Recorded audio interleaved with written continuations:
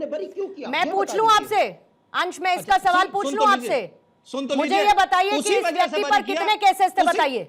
एक सेकंड कौशल कांत जी रुकिएगा, I want to keep the facts right. कितने केसेस थे इस आदमी पर? जी नहीं, मैं ये कह रहा हूं कि मैं पूछ रही हूं कितने केसेस थे इस आदमी पर?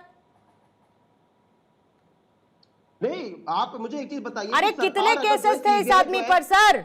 आप कह रहे हैं बरी हो गया, मैं पूछ रही हूं कितने केसेस थे इसके ऊपर, कितने मामलों में चार्जशीट थी? मैंने कहा कि बरी हो, मैंने कहा कितने मामलों में चार्जशीट थी?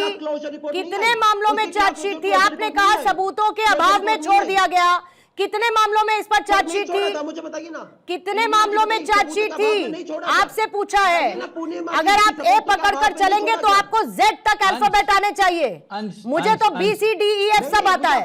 मैं पूछ रही हूँ ए पकड़कर चले तो जेड तक भी जाइएगा ना सर? हाँ तो आप पूर्णिमा जी 10 सेकंड दे दीजिए, मेरे दोनों मित्र। अरे सर अंश जी सुनो तो, अंश भाई सुन तो लो, अंश भाई छोटे हो थोड़ा सुन लो, और हमारे राकेश भाई भी, आप दोनों की इंफॉर्मेशन बता देता हूं।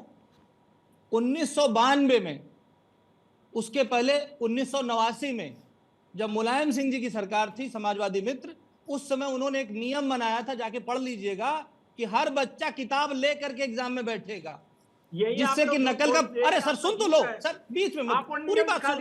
अरे आप लोगों के पास कौशल कांत जी मुझे रोकना होगा आपको, ठीक है कौशल कांत जी मुझे रोकना होगा। मैं इसके बाद कौशल कांत जी जब इसके बाद आऊंगी आप इसी बात से कंटिन्यू करिएगा। आहिर साहब प्लीज स्टॉप इंटरप्टिंग, ठीक है जो है नकल करें। ठीक है आहिर साहब प्लीज एक सेकेंड अब रुक जाइए जरा। रमनीश वत्स जी, अब समझ में नहीं आ रहा कि परीक्षा में सुधार की चर्चा हो रही है या राजनीति में सुधार की कोशिश हो रही है बीच बीच में, क्योंकि दिक्कत क्या है कि सिर्फ और सिर्फ विरोध करने की इस वक्त एक राजनीति चल रही है, लेकिन ऐसा नहीं है कि सारे कंसर्न्स शून्य पर है। कंसर्न्स हैं, लेकिन अब उनको नाप तोल कर कैसे बेहतर करना है ये तो सरकार ही तय करेगी। मुझे लगता है कंसर्न्स हैं और पूरी तरह से ये चीज़ शायद कहीं ना कहीं आभास तो है ही।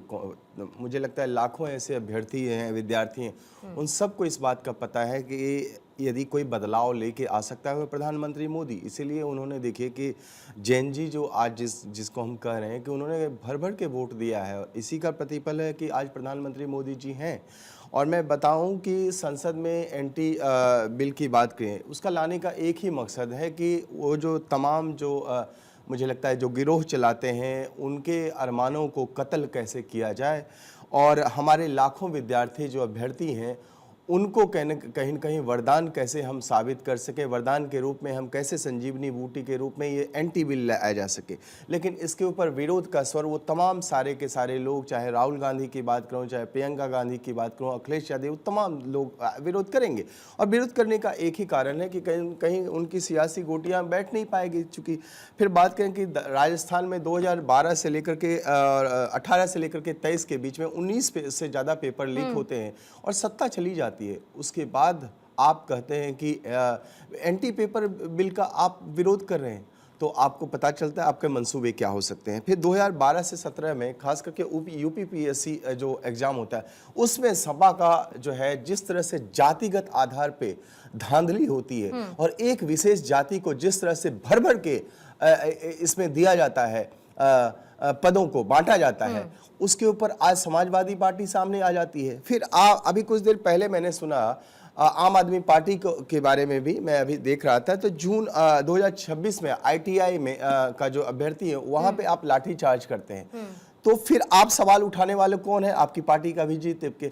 और ये आज जो दिल्ली में आंदोलन हुआ, वो आंदोलनकारी के बीच में 250 से ज़्यादा जो देखा जाए जो गुंडे, आतताई, मवाली इस टाइप के लोग जो घुसे पड़े हैं।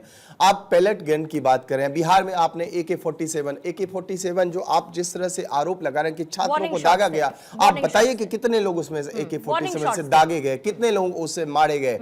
आपके पास आंकड़े हो सकते हैं क्या? नहीं है आंकड़े, तो झूठे आंकड़े जो नहीं। और उसके बाद निलंबन की भी कार्रवाई हुई। छात्रों के नाम पे जिस तरह से, स्टूडेंट के नाम पे जिस तरह की जो बातें जो फैला रही है, गलत फैलाए। देखिए आतताई है जेपी नड्डा जी ने सामने, और उसके बाद सुप्रीम कोर्ट ने स्पष्ट रूप से कहा है कि जिसके ऊपर गंभीर आरोप है, जो मोलेस्टर है पोस्को एक्ट के तहत जो वहां पे सम्मिलित थे, उसके बाद जो आप देखिए कि मर्डरर है वहां पे इस आंदोलन शामिल थे, उसके बाद आप देखिए 250 से ज्यादा जो चोर और पॉकेट मार भी यहाँ पे शामिल थे, जो कांग्रेस के द्वारा सपा समाजवादी पार्टी के द्वारा आम आदमी पार्टी के द्वारा जो घुसाए गए थे, और 200 से ज्यादा पुलिसकर्मी जो है, क्या दिल्ली पुलिसकर्मी का क्या वो किसी का पिता नहीं था, वो किसी का बेटा नहीं था? उसके साथ जो बर्बरता हुई उसके ऊपर कौन जवाब देगा? आज कोई भी सियासत दल नहीं आया है सामने के लिए। फिर मैं बात करना चाहता हूं कि तेलंगाना में 2020 में कृषि यूनिवर्सिटी, अभी की बात करूं, तेलंगाना में 20,000 से ज्यादा कृषि यूनिवर्सिटी पेपर जो बांटे गए, उसके ऊपर कौन सवाल देगा? उसके बाद फिर कर्नाटका में 80 लाख से ज्यादा केपीएससी का जो पेपर है उसको बांटे गए। पंजाब में फार्मेसी 13 लाख से ज्यादा पेपर, उसके ऊपर कौन सवाल उठाएगा? क्रक्स ये है कि कॉन्ट्रडिक्शन है, कहीं के लिए विरोध है और कहीं के लिए चुप्पी है। संसद की इस कार्रवाई को देखकर छात्र के मन में क्या ख्याल आना चाहिए कि भाई ये समाधान की तरफ बढ़ रहे हैं या टकराव की तरफ बढ़ रहे हैं? जो संसद में जो अभी वर्तमान स्थिति है उससे तो ये स्पष्ट हो रहा है कि ये टकराव की स्थिति बनती जा रही है।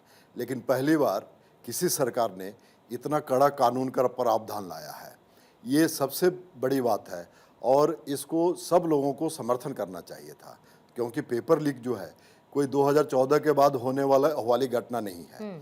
इसके प्रायोजित पेपर लीक मामला जो है ये 1991 के बाद से शुरू होने लगा।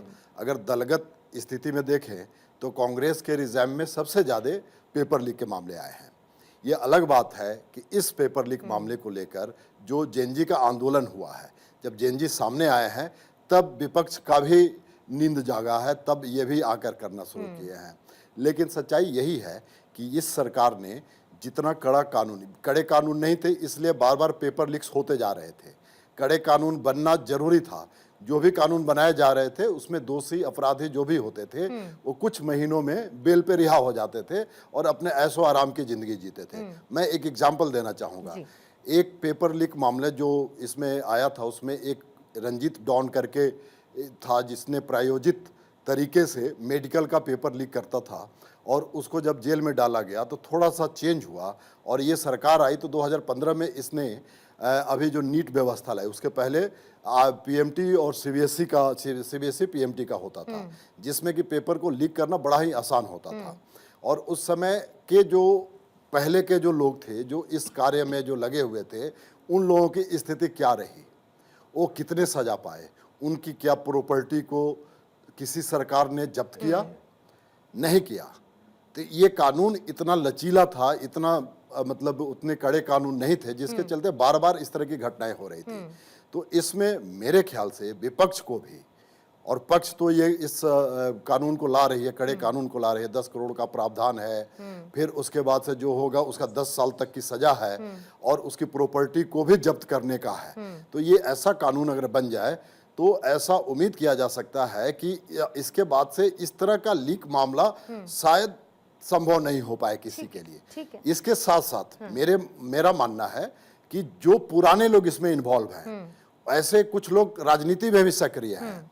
किसी पार्टी का नाम लेना ठीक नहीं है, नाम लेना भी ठीक नहीं है, लेकिन ऐसे जो आज जो आपके किसी राज्य की राजनीति में या केंद्र की राजनीति में जिनका संबंध पेपर लीक से रहा है, उनके खिलाफ भी कड़े कानून होने चाहिए और जितना कड़ा कानून होगा उतना ही इस पे रोक लगेगा। तो सभी को मिलकर इस कानून को बनाना चाहिए और इसमें और भी कड़े प्रावधान हो। पहले के जो लोग रहे हैं उन पे भी सख्ती किया जाए, ऐसा कानून बने तो ऐसे छात्रों को भी लाभ रहेगा और इस तरह के जो लीक मामले आते हैं वो भी बंद हो जाएंगे। 30 सेकंड का टाइमर रखेंगे। अहिर साहब बोलिएगा। हम तो अभी रमन जी जब पूर्व में बोल रहे थे कि यूपीएससी में अखिलेश यादव जी की सरकार थी और उसमें जो है किस तरीके से पद जो है लोगों को बांटा गया। मैं इनसे जानना चाहता हूं कि ये नाम लेकर बताएं और तथ्य लेकर बताएं कि कौन सी ऐसी भर्ती थी जिसमें समाजवादी पार्टी ने धांधली किया।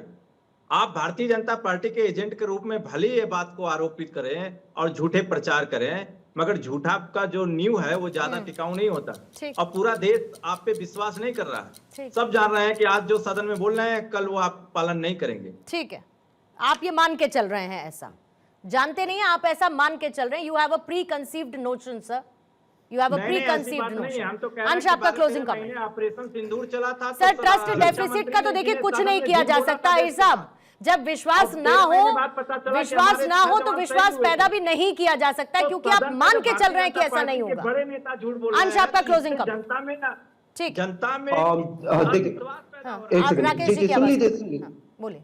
हाँ, देखिए, मैं एक चीज कहना चाहूंगा कि पहली बात तो ये कि जो इस सरकार के नंबर 1 और नंबर 2 वाले मंत्री ये नेता है, भाई प्रधानमंत्री मोदी जी, अमित शाह जी, इतने बड़े महत्वपूर्ण विधेयक पे चर्चा हो रही थी, देश उनकी तरफ देख रहा था, लेकिन वो गायब रहे चर्चा से, वोटिंग की तरफ से, तो लोग बाग देख रहे कि कौन छुट्टी पे रहता है। लेकिन सवाल ये कि आज जो ये सिलेक्टिव आउटरीच चल रहा है ना इनकी सरकार बीजेपी वाले लोगों का, भाई ये यहाँ पे इस पे प्रदर्शन पे ध्यान दे रहे हैं, लेकिन इस पे इनका ध्यान नहीं जाएगा कि सिविल ड्रेस में जो है लोगों को, छात्रों पे जो लाठी डंडे बाज रहे थे उन लोगों पे कुछ नहीं कहेंगे। ये इस पे नहीं कहेंगे कि जितेंद्र सिंह जी ने कहा कि भाई पैलेट गन चली ही नहीं, लेकिन आरएफ की डायरी जो है कुछ और ही बयां करने का काम करिए, इस पे ध्यान नहीं जाएगा। इस पे ध्यान नहीं जाएगा कि महिलाओं के प्राइवेट पार्ट पे पुलिस ने डंडे मारने का ठीक काम है किया, सर। उस पे नहीं जाएगा। इस पे नहीं ठीक। जाएगा कि महिलाओं के साथ बदसलूक की हुई, इस पे इनका ओके। ध्यान नहीं जाएगा। रंजन लेकिन जी। यहाँ पे जो सिलेक्टिव आउटरीच चल रहा है उस पे बात नहीं करेंगे। रंजन जी 30 सेकेंड्स फॉर यू। और अंश, कई ऐसी महत्वपूर्ण कार्रवाई सदन की हमने भी देखी जब राहुल गांधी को मौजूद रहना चाहिए था, लेकिन राहुल गांधी मौजूद नहीं थे।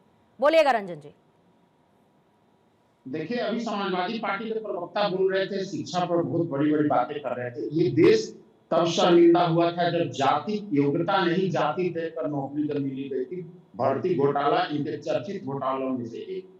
और जो शिक्षा की ये बात कर रहे थे, ये योग्यता किस तरीके से इन्होंने सरकारी स्कूल का व्यवस्था बना के रख दिया था। और मुलायम सिंह यादव जी ने और फिर अखिलेश यादव जी ने 7-8 पेपर ठीक है। इनके समय में लीक हुए ठीक है, थे। ठीक है। लेकिन उस समय इनके ठीक शिक्षा है सर, मंत्री ने लेट इस्तीफा बायगॉन्स नहीं बी दिया। बायगॉन्स। ठीक है, आगे बढ़ने का काम करते हैं, व्यवस्था को सुधारने की बात करते हैं। कौशल साहब, आपका क्लोजिंग कमेंट। मैं सिर्फ ये चाहता हूं जो भी देश के जनजी और जो युवा सुन रहे हैं वो जरूर जान लें कि 1986 और 88, जो लोग नहीं जानते उनके लिए बता रहा हूं, वीर बहादुर सिंह कांग्रेस के सीएम थे, उन्होंने ओपन बुक सिस्टम का एग्जाम किया था। यानी आप किताब लेके जाओ और वहां एग्जाम देखो। उसके बाद कल्याण सिंह की सरकार आई जिसने इस नकल सिस्टम को बंद किया और नकल विरोधी कानून लाया 1992। और मुलायम सिंह यादव ने नकल विरोधी कानून को खत्म करने का घोषणा पत्र में दावा किया, और 1994 में जब वो ठीक है आए सर। तो उस नकल विरोधी कानून को ठीक। खत्म किया। ये लोग आज बताने चल रहे हैं कि शिक्षा पद्धति कैसी होनी ठीक है चाहिए। सर। पहले अपने गिरेबां में हाथ झांक करके देखिए। ओके, अभी आप लोग रवि। नए आए हो, ठीक। इतिहास पढ़ो अपने ठीक है पार्टियों कौशल का। साहब, पूर्णिमा टाइम जी, से सपा ओवर के नुमाइंदे ने मेरे ऊपर आरोप लगाया, उसके ऊपर मैं थोड़ा सा एक मैं आपको बताना चाहता टाइमर हूँ। रखेंगे। हाँ। सबसे बड़ी बात है कि समाजवादी पार्टी की सरकार में 2013 की बात करूं, डॉक्टर अनिल यादव यूपीपीएससी का अध्यक्ष नियुक्त किया गया था।